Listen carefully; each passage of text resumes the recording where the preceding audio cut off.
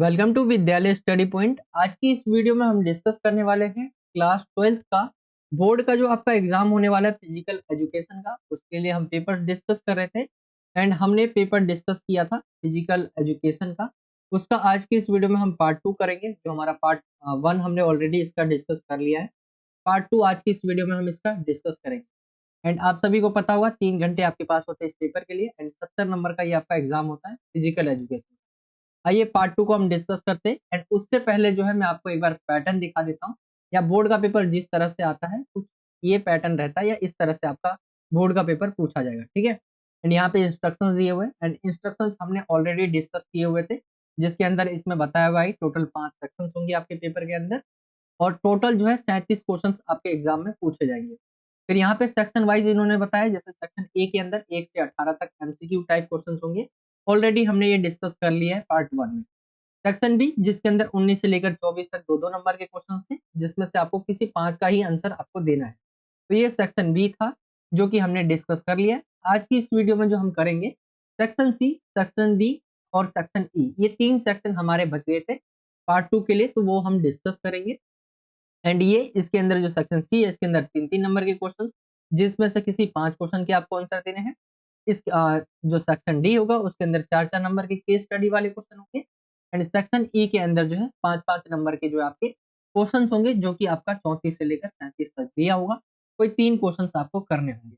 तो ये पूरा पैटर्न है एंड इसी सेम आप पैटर्न को आप इंग्लिश मीडियम में देखना चाहें तो कुछ इस तरह से ये इंग्लिश मीडियम में भी आपका पैटर्न दिया हुआ है। जैसे आप देख सकते हैं यहाँ पे भी बताया हुआ है 5 सेक्शंस होंगे टोटल एंड टोटल जो है 37 क्वेश्चन। फिर section A, section B, section C, section D और सेक्शन ई, ये 5 सेक्शन आपके डिफाइन किए गए। कौन-कौन कैसे-कैसे क्वेश्चंस आपके किस सेक्शन में पूछे जाएंगे। ठीक है? तो ये इंग्लिश मीडियम है, आप यहाँ पे देख। चलिए जो हमारे क्वेश्चंस रह गए थे उसकी तरफ हम चलते हैं, वहाँ से डिस्कस करते हैं। सेक्शन सी आपका रह गया था तो वहाँ पे चलते हैं एंड देखते हैं उस क्वेश्चंस को। ठीक है? चलिए हम चलते हैं सेक्शन सी की तरफ। ये हमने जो है सेक्शन ए और बी हमने पार्ट 1 वाली वीडियो के अंदर डिस्कस कर लिया, तो आप उसे जाकर ज़रूर देख लीजिए। ये आपका सेक्शन सी यहाँ से स्टार्ट हो जाता है एंड यहाँ पे जो भी क्वेश्चंस आपसे पूछे जाएँगे, ये सभी जो है 3-3 नंबर वाले क्वेश्चंस पूछे जाएँगे। ठीक है? इंग्लिश और हिंदी दोनों ही मीडियम में हम डिस्कस करेंगे। तो सबसे पहले सेक्शन सी के हम हिंदी मीडियम की तरफ आते हैं एंड यहाँ पे बोला गया है 25वां क्वेश्चन, 24 तक हमने पार्ट 1 में क्लियर कर लिया था। 25वें क्वेश्चन की तरफ आते हैं तो पूछा गया फार्टलैग प्रशिक्षण विधि का वर्णन करना है। फार्टलैग जो प्रशिक्षण विधि है, ठीक है, किस तरह से किया जाता है आपको इसके बारे में बताना है। तो फार्टलैग विधि अगर देखें तो ये सहन क्षमता को बढ़ाने की विधि है। यानी शक्ति जो आपके ऊपर प्रेशर डालती है उसको सहन क्षमता यानी सहने की क्षमता को जो है बढ़ाती है ये फार्टलैग विधि। ये किया कैसे जाता है अगर हम देखें इसको इसको करने के तरीकों में, तो अगर यहाँ पे आए तो स्वीडन के गोस्ट जो है होल्मर यहाँ पे दिया हुआ है। स्वीडन के गोस्ट होल्मर ने 1930 में इसको बनाया था। इसे स्पीड प्ले के नाम से भी जाना जाता है इस विधि को। एंड इस विधि में धावक अपने जो है अनुसार अपनी गति को आसपास के वातावरण के अनुकूल जो है परिवर्तित कर सकता है। इस विधि के द्वारा सहन क्षमता का विकास होता है। खिलाड़ी अपनी गति वातावरण के अनुसार परिवर्तित करता है। अतः यह विधि स्वतः अनुशासित कहलाती है। अ, अनुशासती कहलाती है। इसमें हृदय की गति जो है 140 से लेकर 180 प्रति मिनट के बीच रहती है। फार्टलैग प्रशिक्षण में दौड़ गति जो है कम ज़्यादा होती रहती है। तो ये फार्टलैग विधि है। इसको मेन अगर हम देखें तो ये सहन क्षमता को बढ़ाने की विधि है। ये जो क्रिया की जाती है सहन क्षमता को बढ़ाने के लिए की जाती है। एंड इसके बारे में एक्सप्लेन किया गया है कि इसे जो है 1930 में इसको बनाया गया स्वीडन के गोस्ट होल्मर ने। इसे स्पीड प्ले के नाम से भी जाना जाता है। एंड मेन देखें हम तो ये सहन क्षमता को बढ़ाने वाली विधि है। ये आपने हिंदी मीडियम में इसका एक्सप्लेन देखा। अगर हम इसी को इंग्लिश मीडियम में देखें, इंग्लिश मीडियम में आपका कुछ इस तरह से होगा ये। यहाँ पे आप देख सकते हैं सेक्शन सी है एंड यहाँ पे फार्टलैग जो आपका मेथड है उसके बारे में इंग्लिश मीडियम में डिस्कस किया हुआ है। Describe the fartlek training method. तो फार्टलैग मेथड क्या है? This is the method of increasing endurance. ठीक है, जैसे यहाँ पे बताया हुआ है। मैं आपको हिंदी मीडियम में सिर्फ एक्सप्लेन करूंगा, इंग्लिश मीडियम में मैं आपके सिर्फ पॉइंट दिखा दूंगा। तो ये आपका इंग्लिश मीडियम में इसका आंसर होगा। जैसे स्वीडन गोट्स Holmer created in 1930, it is also known an speed play. ठीक है, आल्सो इसका नाम जो है also known as speed play इसको जाना जाता है। एंड यहाँ पे आप पढ़ सकते हैं इसके और भी पॉइंट। तो ये क्वेश्चन आपका 25 होगा। चलिए अगले क्वेश्चन की तरफ चलते हैं। अगला क्वेश्चन जो है आपका 26 होने वाला है, तो सबसे पहले हम हिंदी मीडियम में इस क्वेश्चन को डिस्कस कर लेते हैं। 26 की तरफ आते हैं, तो यहाँ पे बोला गया है घर्षण के लाभ तथा हानियों के बारे में इस क्वेश्चन के अंदर आपसे पूछा गया। घर्षण के लाभ और हानि क्या होते हैं? तो अगर देखें हम इसके लाभ और हानि, घर्षण के लाभ अगर देखें सबसे पहले तो वस्तु के स्थिति को बनाए रखना। घर्षण किसी भी वस्तु की जो स्थिति है उसका आकार को स्थिर रखती है। गति में सहायता करना। घर्षण के कारण हम आराम से जो है चल व दौड़ पाते, आराम से आएगा, ठीक है। फिर चल व दौड़ पाते। धावक गति में तेज लाने के लिए घर्षण को बढ़ाता है, जैसे स्पाइक्स का प्रयोग धावक द्वारा किया जाता है, ठीक है। तो ये आपका आ जाएगा ताप को बढ़ाना। घर्षण के कारण तापमान में वृद्धि होती है, ये आप कह सकते हैं। जैसे घर्षण होता क्या है, अगर आप चल रहे तो वो भी क्या है, घर्षण हो रहा है। अब जमीन और आपके बीच जो है घर्षण हो रहा है, ठीक है। पैरों के बीच आपके और जमीन के बीच घर्षण हो रहा है, यानी टकराव आप एक तरह से कहते हैं, और चलते रहना। तो ये होता है घर्षण। अगर हम इसके और लाभ को देखें तो और भी इसका नीचे लाभ बताया हुआ है। पकड़ को जो है मजबूत बनाना। आप देखेंगे घर्षण के कारण क्या होता है, खिलाड़ी अपने हाथों से जो है वस्तु को बहुत अच्छी तरह से पकड़ लेता है। बैडमिंटन खिलाड़ी जो है रॉकेट में, रॉकेट आएगा यहाँ, रॉकेट में जो है पकड़ को मजबूत करने के लिए घर्षण को बढ़ाते हैं। तो ये आप देखेंगे। एंड जैसे बैट्समैन, एक जो क्रिकेट होता है उसके अंदर बैट्समैन को देखेंगे आप, तो किस तरह बैट पकड़े होता है, तो ये भी क्या है, पकड़ को मजबूत बनाता है। तो ये घर्षण हो गए। इसी लाभ के बारे में अगर हम इसकी हानि देखें, घर्षण की हानियां देखें, तो वस्तु में टूट फूट होना। घर्षण के कारण वस्तु में हमेशा टूट फूट होती रहती है। इससे बचने के लिए हमें वस्तुओं पर तेल या चिकनाई आदि का प्रयोग करना चाहिए। तो ये आप इसके अंदर लिख सकते हैं। ये घर्षण के जो है हानियों के अंदर आप इसे लिखेंगे। टूट फूट का होना होता है इसके अंदर। अगर हम देखें ऊर्जा का नुकसान भी होता है इसके अंदर, कैसे, तो यहाँ पे घर्षण जो है ऊर्जा को खत्म कर देता है। गति को कम करना, रोलर स्केटिंग जैसे खेल में घर्षण क्रिया की गति को कम कर देते हैं। इसके लिए सतह को चिकना बनाया जाता है। गति को मुश्किल बनाना, कठिन व अधिक घर्षण भी क्रियाओं में गति को जो है यानी गतिविधि को मुश्किल कर देता है। तो ये घर्षण की हानियां हैं एंड हमने लाभ ऊपर डिस्कस, ठीक है। तो ये लाभ और हानि होंगे जो आपका घर्षण है उसके बारे में बताया हुआ है। एंड अगर इसी क्वेश्चन को हम इंग्लिश मीडियम में डिस्कस करें, तो यहाँ पे बोला गया है describe the advantages and disadvantages of friction, ठीक है। तो आप इंग्लिश मीडियम में यहाँ पे देख सकते हैं, इंग्लिश मीडियम में बताया हुआ है। एंड इसके एडवांटेजेस अगर हम पहले देखें, तो maintaining the position of an, यहाँ पे बोला गया है हेल्पिंग इन मूवमेंट हो गया, increase in temperature and strengthening the grip. तो ये आपके क्वेश्चन होंगे, ठीक है। इसका क्वेश्चन का आंसर होगा एडवांटेजेस में। एंड डिसएडवांटेजेस की बात करें अगर हम, तो ये आपका नीचे दिया हुआ है डिसएडवांटेजेस, उसको भी देख लेते हैं हम एक बार। डिसएडवांटेजेस आपके नीचे दिए हुए, ये देखें यहाँ पे बताया हुआ है आपके क्या क्या लॉस होते हैं एक तरह से घर्षण जो फ्रिक्शन है उससे। तो wear and tear in the object हो गया, यानी टूटना और फटना। लॉस ऑफ एनर्जी होता है, रिड्यूसिंग द स्पीड होता है, मेकिंग मूवमेंट डिफिकल्ट। तो ये आप इसके अंदर एक्सप्लेन करेंगे इसके डिसएडवांटेजेस में, ठीक है। तो ये आपका क्वेश्चन कंप्लीट हो जाता है। चलिए अगले क्वेश्चन की तरफ आते हैं हम। अगला क्वेश्चन आपका 26 होगा। हिंदी मीडियम में सबसे पहले हम डिस्कस कर लेते हैं। आपका 27 क्वेश्चन। एंड यहाँ से आपका जो है क्वेश्चन नंबर 27 स्टार्ट हो जाता है। एंड अगर हम देखें, एक चीज और, मैं वीडियो में आगे बढ़ने से पहले आपको एक इम्पोर्टेंट चीज बताना चाहता हूँ। ये है आपका 20 सैंपल पेपर को लेकर। अगर आप सैंपल पेपर खरीदना चाहते हैं फिजिकल एजुकेशन का जो आपका एग्जाम होने वाला है उसके लिए, तो हमने टोटल 20 सैंपल पेपर आपको न्यू पैटर्न के अकॉर्डिंग प्रोवाइड करवाया है। एंड उसके लिए अगर आपको वो पेपर चाहिए 20 सैंपल पेपर, जस्ट 99 में आपको मिल जाएगा। तो आप जो है दिए, मैं आपको नंबर बता देता हूँ, 95 40 48 44 और 64, ठीक है। ये नंबर है, आप इस नंबर पे व्हाट्सअप कर सकते हैं, ये 44 है। अगर आपको चाहिए जस्ट 99 में, तो आप यहाँ पर जो जाकर आप कांटेक्ट कर सकते हैं, वहाँ से आप प्रोवाइड आपको जो है मिल जाएगा, ठीक है। तो 20 सैंपल पेपर जो आपके एग्जाम के लिए बहुत इंपॉर्टेंट रहेंगे अगर आप इन सैंपल पेपर को कर लेते। इसमें से 20 सैंपल पेपर हमने बहुत ज़्यादा दे रखे हैं, आप इसमें से 10 भी सॉल्व कर लेंगे ना, आपके लिए बहुत ज़्यादा फायदेमंद होगा। तो आप कर सकते हैं इसे, आप बाय कर सकते हैं। इस जो नंबर आपको बताया इसके ऊपर जाकर आप कॉन्टैक्ट जरूर करें अगर आपको चाहिए, ठीक है। ये 20 सैंपल है, 20 सैंपल पेपर या क्वेश्चन पेपर आप कह सकते हैं, 2023-24 के एग्जाम के अकॉर्डिंग बनाया हुआ है। चलिए हम क्वेश्चन की तरफ आते हैं। क्वेश्चन क्या है, 27, 1 से 2 वर्ष तक के बच्चों के लिए शारीरिक गतिविधियों की एक सूची बनाना है। शारीरिक गतिविधियों की सूची 1 से 2 साल का बच्चा उसके लिए।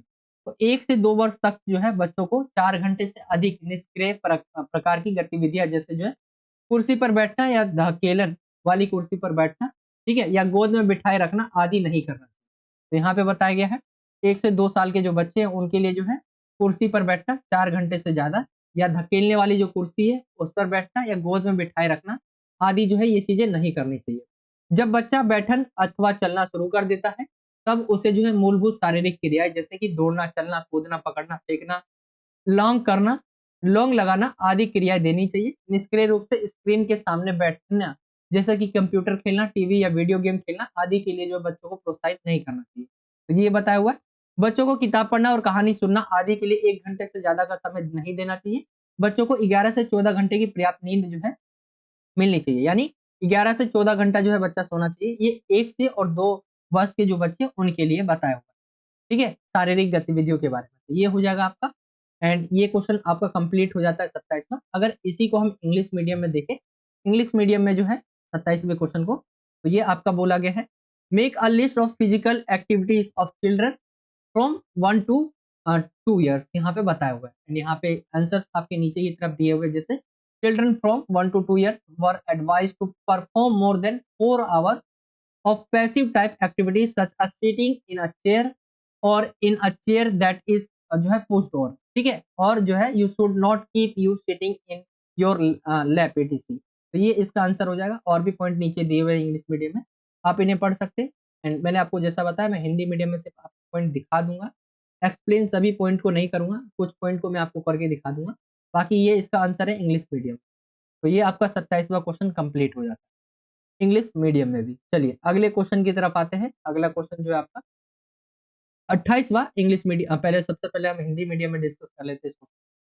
तो ये है आपका 28वां क्वेश्चन, एंड इस क्वेश्चन में पूछा गया है गैर पोषक तत्व से आप क्या समझते हैं तथा किन्हीं 4 गैर पोषक तत्वों को आपको बताना है उसके महत्व को। तो गैर पोषक तत्व होता क्या है? तो हमारे आहार के वे तत्व जिनमें हमें किसी प्रकार का पोषण नहीं मिलता, आहार के अपोषक तत्व कहलाते हैं, यानी हमसे उन्हें जो है उनसे हमारे जो है शरीर को कोई पोषण नहीं मिलता है, वो क्या कहलाएंगे? गैर पोषक तत्व। किंतु ये तत्व हमारे पाचन के लिए लाभदायक भी होते हैं, ये हमारे जो है डाइजेशन के लिए इंपॉर्टेंट रहते हैं। गैर पोषक तत्व के महत्व को आप समझ गए। किसी 4 महत्व को आपको बताना है वैसे तो। अगर हम इसके 4 महत्व देखें गैर पोषक तत्व के, जैसे फाइबर, फाइबर मल त्याग में सहायक है और कब्ज होने से रोकता है। आंतों की कार्य प्रणाली को सुचारू रूप से चलाने में सहायक होते हैं। ताजे फलों में फाइबर प्रचुर मात्रा में होता है। तो ये ताजे फलों को देखें तो एग्जाम्पल हो गया फाइबर का। रंग यौगिक देखें तो रंगों से भोजन को आकर्षक बनाया जाता है। खाद्य पदार्थों में कुदरती तौर पर रंग होता है, जैसे फल व सब्जियां लाल, संतरी, पीले, नीले, हरे व सफेद रंग की जो है होती है। ये आप बता सकते हैं इसके अंदर। अगर हम आगे पॉइंट देखें, आगे इसका बताया हुआ है स्वाद यौगिक ना तो ऊर्जा और ना ही पोषण देते हैं। यहाँ पे बताया गया है स्वाद यौगिक ना तो ऊर्जा और ना ही पोषण देते हैं। ये पदार्थ हमारे भोजन का स्वाद बढ़ाते हैं, जैसे दूध में चाय जो है चाय पत्ती डालकर हम पीते, जो सब्जी में नमक डालकर उसका स्वाद बढ़ाया जाता है। और अगला पॉइंट है आपका पादप यौगिक। बहुत से ऐसे पादप यौगिक हैं जिनको खाया जाता है, इनके लाभदायक व हानिकारक प्रभाव हो सकते हैं। तो ये आप इसको एक्सप्लेन करेंगे, जो आपका गैर पोषक तत्व होते हैं उसके बारे में लिखा हुआ है। एंड इसके इन्होंने पूछे थे महत्व के बारे में। अगर हम देखें गैर पोषक तत्व तो वही तत्व होते हैं जो हमारे जो किसी भी हमारे शरीर को क्या है पोषण प्रदान नहीं करते, लेकिन वो हमारे लिए अगर पाचन प्रक्रिया की बात करें तो उसके लिए हमारे लिए इंपॉर्टेंट रहते हैं, जैसे फाइबर, रंग यौगिक, स्वाद यौगिक, पादप यौगिक। ये आप गैर पोषक तत्व के कुछ महत्व देख सकते हैं। ये कंप्लीट हो जाएगा क्वेश्चन आपका। एंड इसी क्वेश्चन को आइए हम इंग्लिश मीडियम में अगर देखें तो यहाँ पे बोला गया है क्वेश्चन नंबर 28 के बारे में। What do you understand by जो है note nutrients and state the importance of any four जो है नॉन न्यूट्रिएंट्स। तो ये आपका बताया गया है नॉन न्यूट्रिएंट्स के बारे में। एंड यहाँ पे इसके जो है फायदे यानी इंपॉर्टेंस बताए गए, महत्व अगर हम देखें तो महत्व बताया हुआ है, इंपॉर्टेंस बताया हुआ है। तो क्या क्या इंपॉर्टेंस होते हैं अगर हम देखें इंपॉर्टेंस को, तो यहाँ पे फाइबर हो गया, कलर कंपाउंड हो गया, ये आपके जो है इंपॉर्टेंस बताए हुए इसके, जैसे फाइबर हो गया, कलर कंपाउंड हो गया, टेस्ट हो गया एंड प्लांट हो गया। तो ये इसके आप जो महत्व है इंपॉर्टेंस है ये आप देख सकते हैं इंग्लिश मीडियम में कुछ इस तरह से ये होगा। ठीक है, तो ये कंप्लीट हो जाता है क्वेश्चन। चलिए अगले क्वेश्चन की तरफ हम चलते हैं। अगला क्वेश्चन हिंदी मीडियम में 29 क्वेश्चन पे चलते हैं। एंड 29वां क्वेश्चन कुछ इस तरह से पूछा गया इसमें। ये है आपका क्वेश्चन। इसके अंदर पूछा गया आपका जो कोमल उत्तकों है, कोमल उत्तकों की चोटें क्या है, इनके कारण क्या है। तो कोमल उत्तकों त्वचा, मांसपेशीय, स्नायुबद्ध एवं ऊतकों में लगने वाली चोटों को कोमल ऊतक चोटें कहा जाता है। कोमल ऊतकों चोटों के क्या कारण है? अपर्याप्त वार्म अप, अति प्रयोग तथा टकराव, गिरना या थकान, ठहराव और मोड़, अनुचित उपकरण, नया व अपेक्षाकृत क्रियाकलाप या तकनीक व मुद्रा आसन। तो ये हो सकते हैं कोमल तत्वों की चोटों के कारण। एंड कोमल तत्वों की जो चोट होते हैं, कोमल ऊतकों की चोटें, ये आपको एक्सप्लेन किया हुआ है। तो ये हो जाएगा। एंड इसी क्वेश्चन को अगर हम इंग्लिश मीडियम में डिस्कस करें, तो ये क्वेश्चन कुछ इंग्लिश मीडियम में इस तरह से होगा आपका। व्हाट आर सॉफ्ट टिश्यूज, यहाँ पे इंजरी बोला गया है, राइट द रीजन। तो यहाँ पे आप देख सकते हैं इंग्लिश मीडियम में क्वेश्चन को, व्हाट आर सॉफ्ट जो है tissue injuries, write the reason. तो ये आपका सॉफ्ट टिश्यू इंजरीज के बारे में बताया गया होता क्या है, एंड यहाँ पे इसके रीजन क्या क्या होने के। तो यहाँ पे आप देख सकते हैं पॉइंट, इनसफिशियंट वार्म अप हो गया, ओवर जो है ओवर यूज एंड पॉल्यूशन हो गया। ठीक है, ये पॉइंट है, आप पढ़ सकते हैं, इंग्लिश मीडियम में आपसे दिए हुए हैं। चलिए अगले क्वेश्चन की तरफ आते हैं। अगला क्वेश्चन 30 है आपका। एंड सबसे पहले हम हिंदी मीडियम में डिस्कस करते हैं इस क्वेश्चन को। तीसरा क्वेश्चन, ये है आपका तीसरा क्वेश्चन। लड़कों के लिए जो है पुशअप बोला गया है, उसके लिए वर्णन करना है लड़कों के लिए। तो पुशअप्स के बारे में अगर हम देखें, लड़कों के लिए पुशअप तो मापन, शरीर, ऊपरी शरीर की ताकत, सहन शक्ति और जो है ट्रैक स्थिरता, ये इसके फायदे होते हैं। आवश्यक उपकरण देखें तो सॉफ्ट सपाट जो है गद्दीदार सतह, जिम मैट या योगा मैट हो सकता है। इसको अगर हम देखें क्या क्या चीजें जरूरत पड़ती है इसको करने के लिए, तो सपाट जो है साफ गद्दीदार सतह होनी चाहिए, जिम मैट होना चाहिए या तो योगा मैट, ये चीजों का आप उपयोग करके कर सकते हैं। पुशअप की प्रक्रिया देखें तो पुशअप हाथों और पंजों को, फर्म को छूने से शुरू होता है। शरीर और पैर जो है एक सीधी रेखा में, पैर थोड़े से दूर जो है हाथ कंधों की चौड़ाई जितनी दूर और विस्तारित और शरीर के समकोण पर होते हैं। आपने किया होगा पुशअप, तो आप सभी को पता होगा कैसे किया जाता है। पीठ और घुटनों को सीधा रखते हुए विषय की जो है पूर्व निर्धारित बिंदु तक जो है शरीर के नीचे लगाया, किसी अन्य वस्तु को छूने के लिए या कोहनी पर जो है 90 डिग्री का कोण होने तक जो है फिर बाहों को फैलाकर प्रारंभिक स्थिति में वापस आएगा। इस क्रिया को दोहराया जाएगा एंड बार-बार आप पुशअप करते हैं, जैसे आप कोई 50 करता है, कोई 25 करता है, कोई 30 करता है, ठीक है? और इसको अब दोहराते रहना है, यही आपका होगा। एंड जब तक कि थकावट ना हो जाए या जब तक वह लय में और नहीं कर पाते या पुशअप की लक्षित संख्या तक नहीं पहुंच जाते। जैसे किसी का लक्ष्य होता है कि 20 पुशअप करना है, तो 20 आपको करना होगा। ठीक है? तो ये आपका हो जाएगा पुशअप के बारे में, लड़कों के बारे में। ये पुशअप का एक्सप्लेनेशन है। अगर इसी क्वेश्चन को हम इंग्लिश मीडियम में देखें पुशअप वाले को, तो ये आपका दिया हुआ है इंग्लिश मीडियम में। डिस्क्राइब पुशअप्स फॉर बॉयज, तो ये आपके आंसर्स होंगे, आप इसे देख सकते हैं। पुशअप के बारे में बताया गया है, पुशअप फॉर बॉयज यहाँ पे। एंड यहाँ पे मेजरमेंट यहाँ पे आपका आ गया, इक्विपमेंट रिक्वायर्ड क्या क्या होती है एंड किस तरीके से किया जाता है, नीचे की तरफ आपको बताया गया है, जैसे प्रोसेस क्या क्या है पुशअप के, तो ये आप पढ़ सकते हैं इंग्लिश मीडियम में, एक्सप्लेन किए गए पुशअप के बारे में। तो ये आपके पॉइंट है जो आपको एक्सप्लेन करने होंगे, कुछ इस तरह से इंग्लिश मीडियम में आंसर्स हो जाएगा। एंड ये आपका कंप्लीट हो जाता है सेक्शन जो आपका सी रहेगा। 3-3 नंबर के क्वेश्चन जिसके अंदर पूछे जाएंगे एंड कोई 3 ही आपको करना होगा, तो ये कंप्लीट हो जाएगा आपका। ठीक है, ये आपका पेपर जो है जो हमने पेपर डिस्कस किया, इसका सेक्शन सी हमने कंप्लीट कर लिया। चलिए अब सेक्शन डी की तरफ आते हैं, जिसके अंदर आपके स्रोत आधारित क्वेश्चन आपसे पूछे जाएंगे। तो ये आप देख सकते हैं, ये आपका दिया हुआ है क्वेश्चन नंबर 31 एंड इसके अंदर नीचे दिए गए चित्र का अध्ययन कीजिए तथा पूछे गए प्रश्नों के, आपको निम्नलिखित प्रश्नों के उत्तर देने हैं। तो ये आप देख सकते हैं, ये आपका स्रोत वाला क्वेश्चन पूछा जाएगा सेक्शन डी में। एंड इस चित्र को आप देख रहे होंगे, इसमें बोला गया क्वेश्चन, उपरोक्त चित्र में दर्शाई गई जो है विकृति का नाम आपको लिखना है। तो यहाँ पे देखिए, हम यहाँ पे कंधे गोल, यानी गोल कंधे एक आसनीय विकृति है जिसमें कंधे आदर्श संकीर्ण के आगे की ओर झुकते हैं, जिससे पीठ के ऊपरी हिस्से में एक संकीर्ण वक्र जो है बनता है। तो यहाँ पे ये बताया गया है, आप इसे पढ़ सकते हैं। आगे की तरफ आए हम, नीचे की तरफ, यानी तो यहाँ पे देखते हैं उपरोक्त चित्र में दर्शाई गई जो है विकृति के 2 कारण आपसे पूछे गए हैं।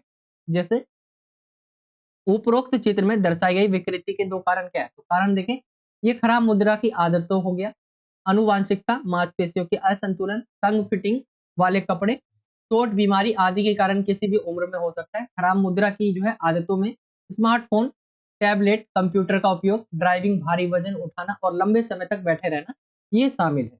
तो ये आपका हो जाएगा। आगे की तरफ आए तीसरे क्वेश्चन की तरफ, तो उपरोक्त चित्र में दर्शाई गई विकृति के सुधारात्मक उपाय आपसे पूछे गए। तो ये सुधारात्मक उपाय क्या है, तो सुधार कैसे किया जा सकता है?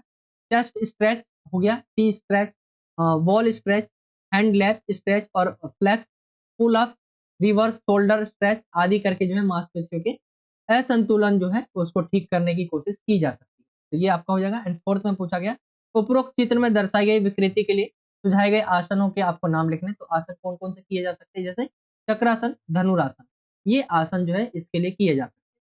तो ये क्वेश्चन जो है आपका कंप्लीट हो जाएगा 31। एंड ये आपका हिंदी मीडियम में था, ठीक है। तो ये आपका क्वेश्चन था एंड चित्र को देखकर ही आपको क्वेश्चन के आंसर बताने। स्रोत वाले क्वेश्चन से चलिए इसी में हम आते हैं इंग्लिश मीडियम में सेक्शन डी की तरफ।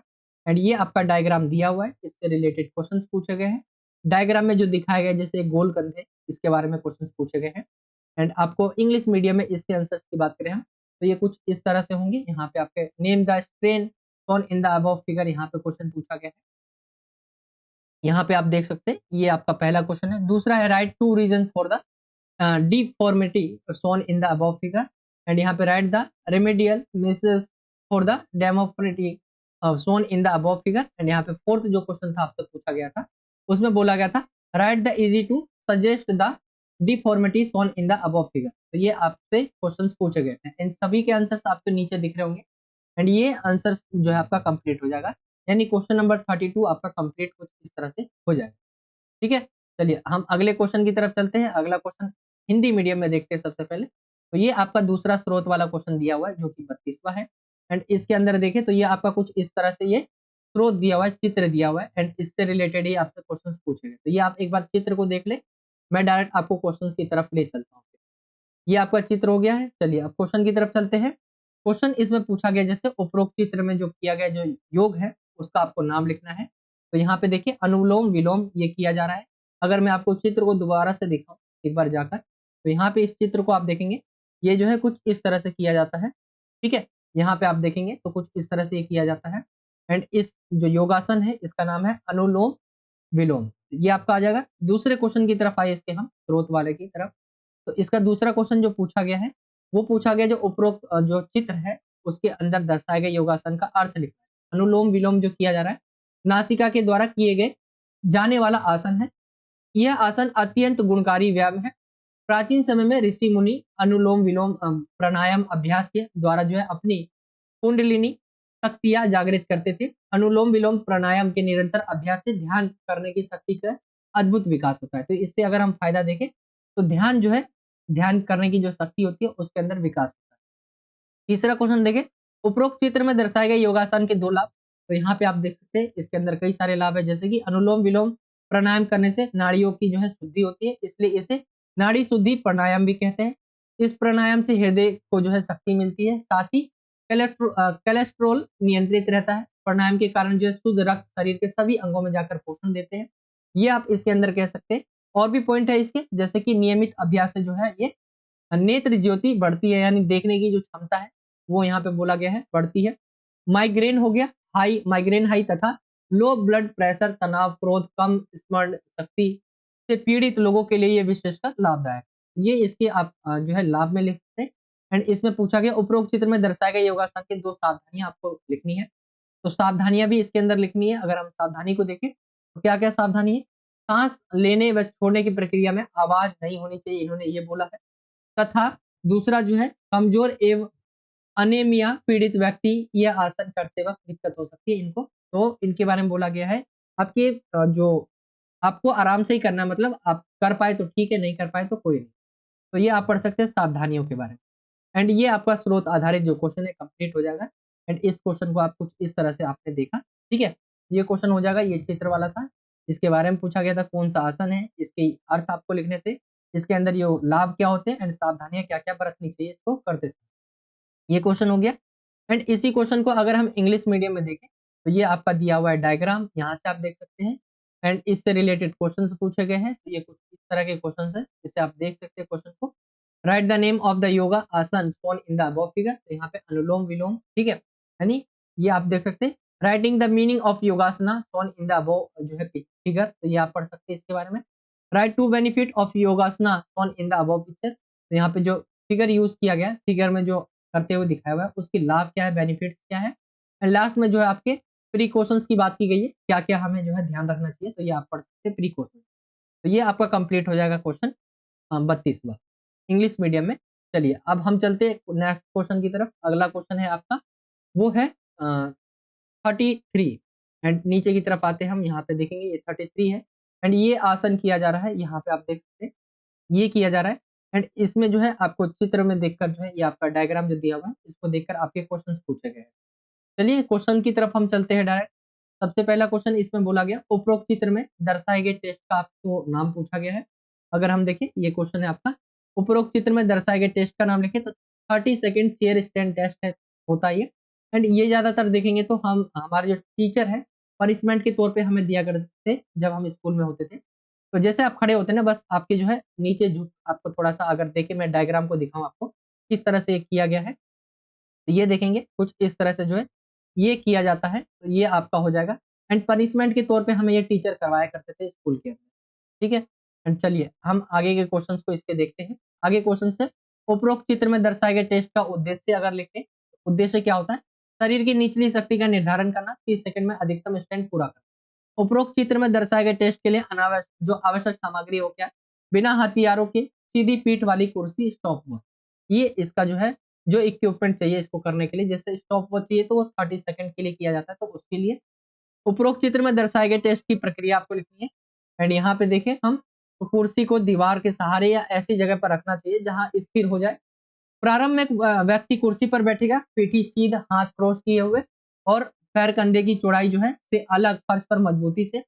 जाओ आदेश पर व्यक्ति पूरी तरह से खड़ा हो जाएगा, फिर प्रारंभिक स्थिति में वापस आ जाएगा।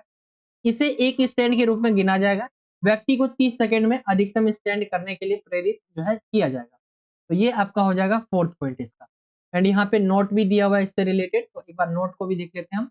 नोट में कहा गया स्कोरिंग, यहाँ पे बोला गया है पूर्ण स्टैंड की जो अधिकतम संख्या को स्कोर के रूप में गिना जाएगा। यदि व्यक्ति स्टैंड के आधे रास्ते पर है और समय समाप्त हो गया है तो इसे पूर्ण स्टैंड के रूप में गिना जाएगा। तो ये आपका हो जाएगा कंप्लीट क्वेश्चन नंबर 33। ठीक है, इसको अगर हम इंग्लिश मीडियम में देखें इसी क्वेश्चन को, तो ये आपका ये दिया हुआ है फिगर, आप देख सकते हैं डायग्राम एंड इससे रिलेटेड क्वेश्चंस है। कुछ इस तरह के क्वेश्चंस पूछे गए, जैसे नेम पूछा गया सबसे पहले, name the test shown in the above figure, यहाँ पे 30 second chair stand test. Write the purpose of the test shown in the above figure, तो क्या है, determining the lower strength of body, completing the maximum stand in 30 second, write the required material for the test shown in the diagram above. तो यहाँ पे straight backward back chair without arms, stop watch, ये चीजें जरूरत पड़ेगी। Write the जो है procedure of the test shown in the above figure, तो ये आप पढ़ सकते हैं, इसके बारे में बोला गया। यहाँ पे एक चीज और, for 1 mark right only 2 point यहाँ पे आपको लिखने थे, तो मैंने आपको लिख के दिखा दिया, आप देख सकते हैं यहाँ पे कुछ इस तरह के इसके आंसर्स होंगे। ठीक है, ये होगा एंड नोट के अंदर जो स्कोरिंग के लिए बोला गया है। ठीक है, ये आपका क्वेश्चन कंप्लीट हो जाएगा। चलिए अब हम चलते हैं नेक्स्ट जो सेक्शन है आपका, सेक्शन लास्ट सेक्शन रहता है सेक्शन ई, इसकी तरफ आते हैं एंड इसके अंदर जो भी क्वेश्चंस आपसे पूछे जाएंगे वो सभी 5-5 नंबर वाले होंगे। तो सेक्शन सी की तरफ आते हैं एंड किसी 3 क्वेश्चंस का आंसर करने के लिए बोला गया था। 34, 35, 36 एंड 37 टोटल आपके 4 क्वेश्चंस है इसमें। तो 3 क्वेश्चन को करना है, मैंने आपको वैसे तो पूरे करके दिखाए। 34 की तरफ आते हैं, निरंतर विधि या इंटरवल यानी अंतराल विधि में आपको अंतर स्पष्ट करने के लिए बोला गया और इनके लाभ भी आपको बताए। तो निरंतर प्रशिक्षण विधि है क्या, इस तरह के व्यायामों को लंबे समय तक बिना रोके किया जाता है, इसलिए इनमें जो है कार्य करने की प्रबलता कम होती है। खिलाड़ी की हृदय गति व्यायामों के दौरान 140 से 160 प्रति मिनट जो है होनी चाहिए। व्यायाम करने की अवधि जो है 30 मिनट से अधिक होती है। इसमें दौड़ना, पैदल चलना, साइकिलिंग जो है चलाना और क्रॉस कंट्री दौड़ जो है ये शामिल है। तो निरंतर प्रशिक्षण विधि आप इसे कुछ इस तरह से देख सकते हैं एंड अगर हम इसके जो है इफेक्ट की, इसके लाभ के बारे में बात करें, अगर हम इसके एडवांटेजेस क्या-क्या है, इसके लाभ क्या-क्या है, तो यहाँ पे देखिए अगर हम, तो बताया हुआ है थकावट होने के बावजूद कार्य करने की इच्छा तथा शक्ति में बढ़ोतरी होती है, यानी सहन शक्ति जो है सहन शक्ति जो है हमारी उसमें वृद्धि होती है। मांसपेशियों में लाल रक्त कण यानी आरबीसी की मात्रा में वृद्धि होती है। हृदय तथा फेफड़ों की कार्य कुशलता सकारात्मक रूप से बढ़ जाती है। मांसपेशियों तथा लीवर में ग्लाइकोजेन की भंडारण की क्षमता जो है बढ़ जाती है। खिलाड़ियों में आत्मसम्मान जो है, अनुशासन व अगर हम देखें आत्मविश्वास जो है बढ़ने लगता है। खिलाड़ियों की इच्छा शक्ति भी सुदृढ़ हो जाती है। तो ये पॉइंट होंगे जो इसके लाभ में आप लिखें। ठीक है, ये कंप्लीट हो जाता है एंड ये आपने देखा निरंतर जो प्रशिक्षण है उसकी विधि के लाभ क्या-क्या है। चलिए अगला जो पूछा गया था इंटरवल यानी अंतराल विधि और इसके लाभ के बारे में देखें हम। तो ये है आपका इंटरवल या अंतराल प्रशिक्षण विधि। यह विधि जो है धावकों की सहन क्षमता को विकसित करने के लिए बहुत प्रभावशाली है। बार-बार दौड़ के बीच धावकों को अंतराल दिया जाता है, जिसमें वो पूरी तरह से जो है पूर्ण लाभ प्राप्त नहीं करते। इसमें हृदय गति जो है 180 तक पहुँच जाती है। जब यह 120 तक वापस आ जाता है तो दोबारा कार्य जो है करता है। धावकों की हृदय गति को जाँचने के बाद प्रशिक्षण भार दिया जाना चाहिए। इसमें मध्यम दूरी दौड़ों, फुटबॉल तथा हॉकी जो है इत्यादि शामिल है। जैसे हॉकी के अंदर देखेंगे, फुटबॉल के अंदर देखेंगे, दौड़ा जाता है फिर रोक दिया जाता है। मतलब दौड़ते हैं वहाँ के प्लेयर्स, खेलने वाले फिर रुक जाते हैं, फिर दौड़ते फिर रुक जाते हैं, इसके अंदर ये होता है। एंड इंटरवल अंतराल प्रशिक्षण विधि के अगर हम लाभ देखें, तो इसके लाभों में देखें तो खिलाड़ियाँ जो है कम समय में अधिक कार्य जो है करने योग्य बन जाता है। अगर आप इसके लाभ को देखेंगे, कम समय में क्या है अत्यधिक कार्य जो है करने के योग्य बन जाता है। श्वसन तंत्र तथा रक्त संचार के लिए लाभदायक होता है। प्रशिक्षण खिलाड़ी की प्रगति को आसानी से देख सकता है। खिलाड़ी दौड़े समय यानी दौड़ते समय अपनी सहन क्षमता को बढ़ा सकते हैं। खिलाड़ी को अपने प्रशिक्षण के प्रभाव की सही जानकारी मिल जाती है। गलती करने के बाद प्रशिक्षक खिलाड़ी को उचित सुझाव दे सकता है।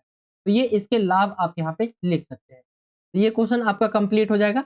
चलिए इसी को अगर हम क्वेश्चन नंबर जो आपका 34 है, हम इसे अगर इंग्लिश मीडियम में डिस्कस करें, इंग्लिश मीडियम में सेक्शन जो आपका ई है, इसका अगर हम देखें तो ये कुछ इस तरह से पूछा गया है क्वेश्चन इंग्लिश मीडियम में।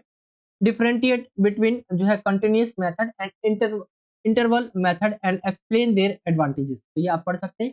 कंटिन्यू ट्रेनिंग मेथड यानी इसमें क्या है बिना रुके करना पड़ता है, जैसे आपका दौड़ हो गया, रनिंग हो गया, ठीक है, walking, cycling, cross country running. And इसके बेनिफिट्स अगर हम देखें क्या क्या बेनिफिट्स है इसके, ये आपके नीचे बेनिफिट्स भी दिए हुए, आप इन्हें देख सकते हैं।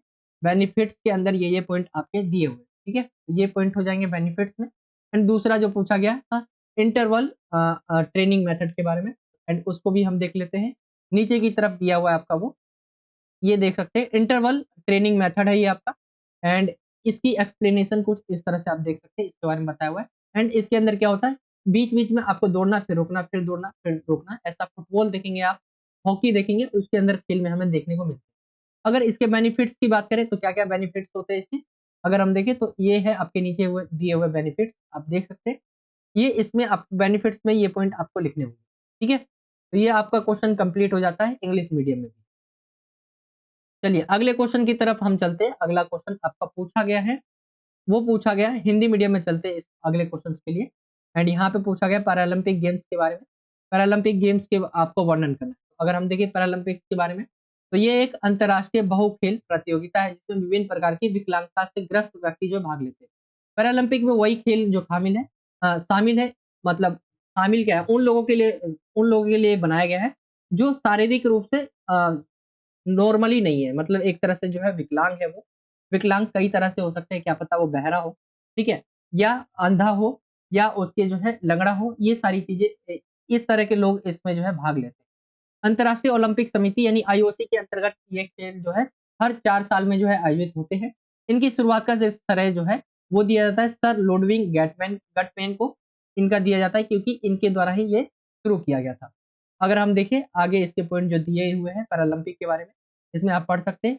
1948 में यहाँ पे बताया हुआ है लुडविग गैटमैन ने जो है इंग्लैंड में पहली बार जो है डिसेबल्ड खिलाड़ियों की आईपीसी द्वारा जो है 10 प्रकार के खेल जो है शामिल किए। पैरालंपिक गेम्स एथलीटों की एक बड़ी अंतर्राष्ट्रीय मल्टी स्पोर्ट इवेंट है जिसमें असुविधाजनक मांसपेशियों की शक्ति जैसा जो है पैराप्लेगिया और जो है क्वाड्रीप्लेजिया, मांसपेशी जो है dystrophy, post polio syndrome, spine bifida, आंदोलन की निष्क्रिय सीमा, अंगों की कमी हो गया, पैर लंबाई हो गया, अंतर, लघु स्तर, दृष्टि विकार और बौद्धिक हानि से आदि से ग्रस्त जो है व्यक्ति है इसके अंदर भाग लेते हैं। यानी मैंने जैसे बताया आपको, एक तो वो शारीरिक रूप से जो है सक्षम नहीं है, जैसे नॉर्मली होते हैं, जैसे किसी के पैर नहीं होंगे, कोई अंधा होगा, कोई बहरा होगा, कोई दृष्टिबाधित यानी कोई देखने की जो है क्षमता नहीं होगी किसी की, यानी वो दृष्टिहीन होगा। तो ये आपका बताया हुआ है, ये शामिल होते हैं इसके अंदर, इस तरह के व्यक्ति शामिल होते हैं। आगे अगर हम देखें वो बताया हुआ है आपका, इसमें शीतकालीन और जो है समर पैरालंपिक गेम्स है। जैसे अगर हम देखें इसके अंदर शीतकालीन और समर पैरालंपिक गेम है जो 1988 के ग्रीष्मकालीन खेलों में सियोल दक्षिण कोरिया के बाद से संबंधित ओलंपिक खेलों के तुरंत बाद आयोजित किए जाते हैं। सभी पैरालंपिक गेम्स अंतर्राष्ट्रीय पैरालंपिक कमेटी आईपीसी द्वारा जो है शासित होते हैं। पैरालंपिक में 163 देशों के लगभग 400 से ज्यादा प्रतियोगी जो है भाग लेते हैं। इसमें 24 से ज्यादा जो है खेलों को शामिल किया गया। तो ये इसके बारे में होगा पैरालंपिक के बारे में। आई होप कि आप समझ गए होंगे। ये आपका क्वेश्चन नंबर जो है 35 कंप्लीट हो जाता है। एंड कुछ इस तरह से ये हिंदी मीडियम में हमने डिस्कस किया पैरालंपिक के बारे में। ठीक है, यही कि विकलांगता के लिए जो है ये उनके लिए किया जाता है। एंड ये जो है और अंतर्राष्ट्रीय ओलंपिक समिति है उसके द्वारा जो है ये आयोजित किया जाता है हर 4 साल बाद। इसकी शुरुआत जो करी थी इसका श्रेय जो दिया जाता है सर लुडविग गेटमैन को दिया जाता है।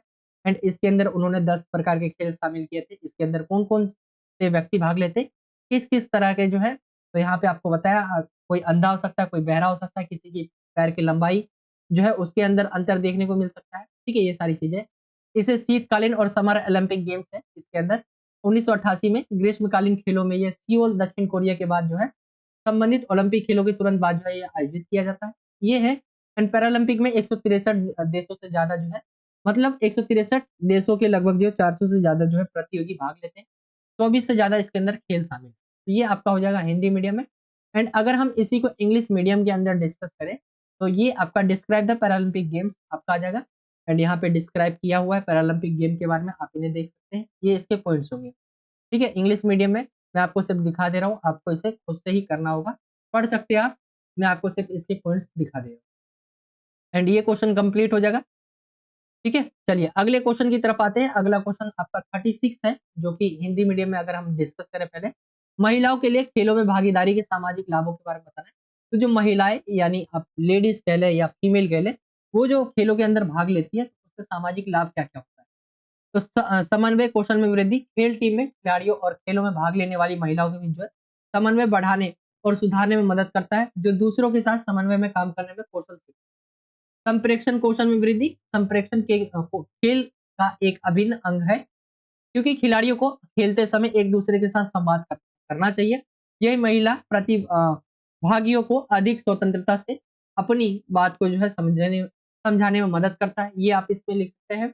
आगे देखिए, अगर हम अच्छे सब आपसी संबंध होते हैं इससे एक खेल अलगाव नहीं खेला जाता है। यह एक टीम प्रयास है। अंदर हो या सहायक स्टाफ के रूप में खिलाड़ी को टीम में सभी के साथ अपने संबंध बनाए रखने चाहिए। महिला प्रतिभागी अपने रिश्तों को बनाए रखना सीखती है, एक दूसरे का सम्मान करती है, चाहे वह मैदान पर हो या मैदान के बाहर। तो इससे सम्मान करना भी सीखते हैं। सहयोग में वृद्धि, महिला जब मैदान में खेलती है तो एक दूसरे के सहयोग करना सीखती है। यह उनके जीवन का भी एक जो है हिस्सा बन जाता है क्योंकि वह पूर्ण सद्भाव और शांति में दूसरों के साथ जो है काम करना और सहयोग करना सीखती है। तो यहाँ पे सीखने की बात की गई है, जिस तरह से सम्मान करने का हो गया, ठीक है? एक दूसरे की इज्जत करना हो गया, सहयोग करना, ये सारी चीज़ें इसके अंदर आप लिख सकते हैं। तो महिलाओं के लिए खेलों में भागीदारी के सामाजिक लाभ कुछ इस तरह से होंगे। एंड ये आपका कंप्लीट हो जाएगा क्वेश्चन। इसी को अगर इंग्लिश मीडियम में देखें, explain the social benefits of जो है participation in sports for women. तो यहाँ पे आप पढ़ सकते हैं। यहाँ पे आंसर्स आपके दिए हो, जैसे इनहेंसमेंट ऑफ कोऑर्डिनेशन स्किल हो गया, यहाँ पे कम्युनिकेशन स्किल हो गया। ठीक है, आगे अगर हम देखें और भी पॉइंट है इसके, तो यहाँ पे गुड म्यूचुअल रिलेशंस हो गया इसका आगे पॉइंट में। And increase in corporation cooperation, ये आपका आ जाएगा। ठीक है, गुड म्यूचुअल रिलेशन आ जाएगा, इंक्रीज इन कॉपरेशन आ जाएगा। तो ये आप पॉइंट इसमें एक्सप्लेन करेंगे। चलिए, ये क्वेश्चन आपका कंप्लीट हो जाता है। चलते हैं अब लास्ट क्वेश्चन की तरफ जो बचता है आपका 37वां क्वेश्चन। चलिए, सबसे पहले हम इसे हिंदी मीडियम में डिस्कस कर लेते हैं। एंड यहाँ पे 37वां क्वेश्चन आपसे पूछा गया है अस्थमा के बारे में। अस्थमा से आप क्या समझते हैं तथा इससे बचने के लिए जो है एक आसन विधि तथा लाभ लिखना है आपको। अस्थमा क्या है? ये एक बीमारी है जो अगर हम देखें, ये एक बीमारी है जो श्वास नालिकाओं से संबंधित है, यानी सांस लेने से संबंधित है। इन नालिकाओं की भीतरी दीवार में जो है सूजन आ जाती है जो कि नालिकाओं को बहुत संवेदनशील बना देती है। इसमें फेफड़े में हवा की मात्रा कम हो जाती है। इससे रोगग्रस्त व्यक्ति को जो है सांस लेना मुश्किल हो जाता है।